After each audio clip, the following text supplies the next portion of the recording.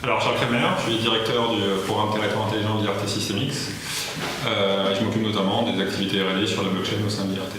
Paul Bougnou, je suis associé fondateur de l'Argilière Finance. L'Argilière Finance est un cabinet conseil en fusion-acquisition. Nous accompagnons les entrepreneurs, les investisseurs sur leurs opérations en capital. On a vu émerger au fur et à mesure la blockchain comme transformation des entreprises, dans les fintech dans un premier temps, puis ensuite les ICO comme un nouveau mode de financement, et on a considéré qu'il était extrêmement intéressant, même passionnant, de voir comment on pouvait apporter aux entreprises, aux collectivités, aux associations, cette nouvelle forme de financement qui est les ICO. On a donc constitué une ICO boutique. Et nous, Systemix, on va essayer d'apporter une analyse, un audit technique, et voire jusqu'à un accompagnement sur une reformulation de la proposition de valeur. Ça peut passer par un accompagnement au développement du MVP, à la rédaction du white paper, qui est un élément incontournable pour l'ICO. Et donc ça va concourir à rendre les projets d'ICO plus crédibles, et puis éventuellement filtrer aussi ceux qui le sont moins. Une ICO, c'est une opération financière et technique complexe. Il faut donc qu'il y ait des experts qui, chacun de leur côté, travaillent, mais surtout collaborent au succès d'une opération. Nous, qu'est-ce qu'on apporte au sein de l'ICO boutique de l'Argilière Finance? C'est quoi? Une offre claire, c'est la mise à disposition de chefs de projet pour piloter l'ensemble des acteurs. C'est un travail sur le design du token. Le token design, c'est à deux grandes parties. Une partie technique et puis une partie financière. Troisième partie, c'est les tokenomics, analyse de ce que fait ce token, c'est-à-dire ce cryptoactif qui est émis au moment de l'ICO et que les investisseurs vont acheter. Ce qui est important, c'est de savoir comment ce token va se comporter par rapport à son marché et puis comment ce token va vivre sur le temps en fonction des ressources de l'entreprise qui émet le token. Puis, notre objectif, c'est également de présenter des investisseurs lors des phases de levée de fonds en private equity. Donc, on est dans la vie financière traditionnelle, mais également de levée de fonds lors des premières phases de l'ICO, qui sont des phases clés, ce qu'on appelle la private sale et la pre-sale.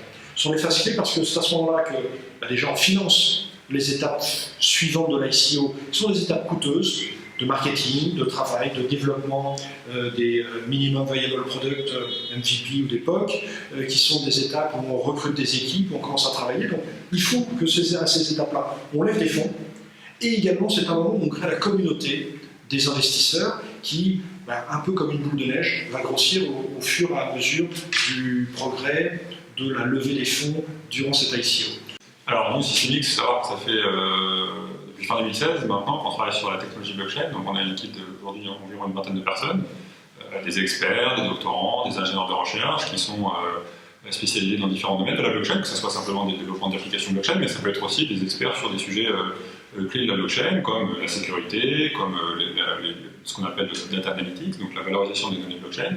Donc on a considéré finalement qu'on avait toutes les compétences pour accompagner tous les porteurs de projets, d'abord dans la validation de leur proposition de valeur, de ce qu'ils veulent, de ce qui fait l'objet d'une ICO. Donc nous, on n'est pas, ce qu'il faut bien comprendre, c'est qu'on n'est pas nativement des experts de l'ICO, ça je pense que c'est davantage le rôle de l'Argilière Finance. Nous, on est davantage des experts de la blockchain et on va être capable d'apporter un crédit technique, de faire évoluer les porteurs de projets. Donc on a déjà rencontré certains qui ont une idée, qui sont des personnes techno, des personnes techniques, qui ont une idée d'application sur la blockchain, mais ils ne sont pas forcément des experts sur la blockchain, ils n'ont pas forcément envie de l'être et ils souhaitent être accompagnés par des experts qui vont les accompagner sur leur produit blockchain, sur le token, le rôle qu'il va devoir jouer dans tout ça. Ce qu'on a, nous, aperçu, c'est qu'il y a plusieurs types de partenaires potentiels, de prospects potentiels, ceux qui n'ont absolument aucune compétence blockchain, ils ont une idée, ils ont déjà une solution existante qui n'est pas sur la blockchain et ils pensent que la blockchain peut être une technologie intéressante pour faire évoluer leur concept.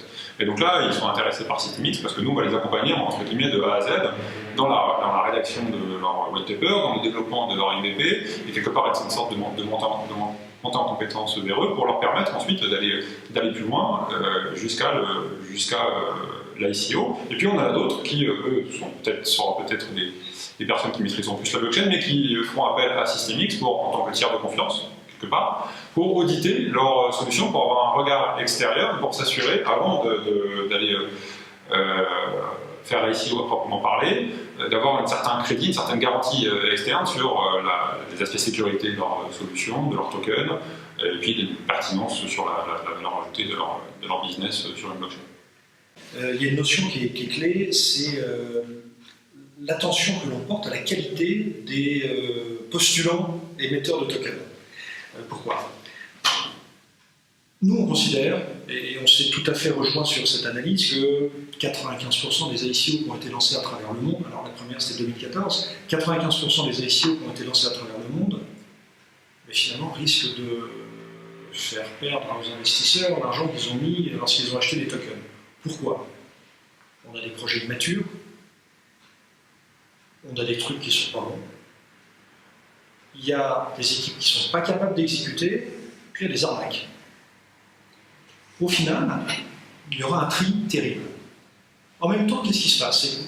Et c'est également une conviction que nous partageons, c'est que l'économie, d'une manière générale, est en train de se tokeniser. C'est-à-dire qu'il y a des nouveaux modes de pensée, nouveaux modes d'organisation, avec cette technologie sous-jacente qui est la blockchain, qui est en train de se mettre en place.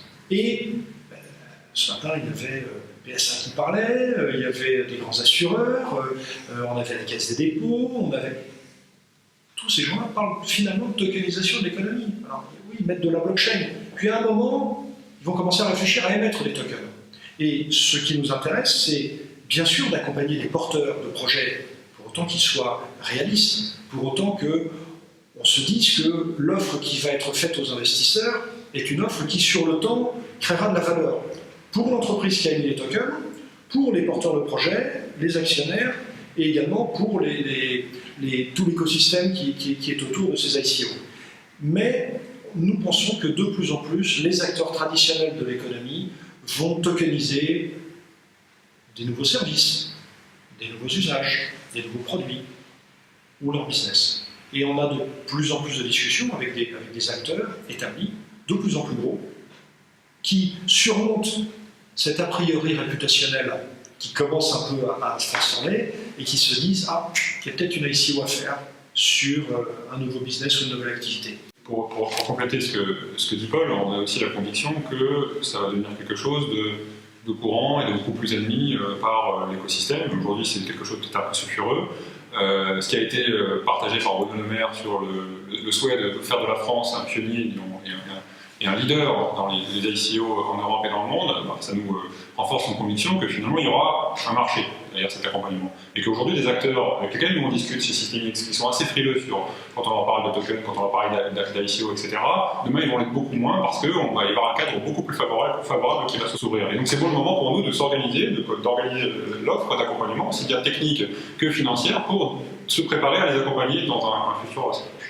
Si on laisse parler un peu les chiffres, alors, quand on regarde dans le rétroviseur 2017, 5,6 milliards de dollars levés à travers les ICO, 17 millions en janvier 2017, 1,7 milliard, presque 1,8 milliard, janvier 2018.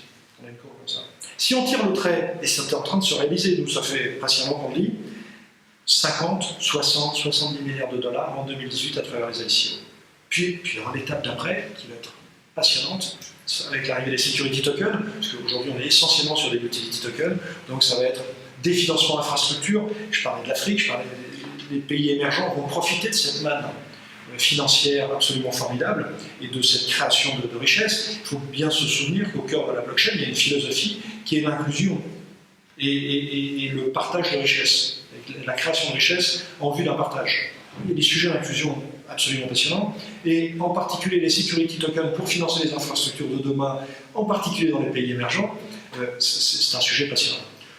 On a également tout un écosystème complet qui se met en place, et nous travaillons, nous, et sommes très actifs, dans une société de gestion qui a vocation à travailler sur le financement de tout cet écosystème, qui est une société de gestion Olympe Capital, qui a vocation à investir en private equity, dans les tokens, dans les phases pré-ICO, et puis dans les cryptocurrencies. Donc on voit bien que c'est une vraie finance, et c'est la finance de demain.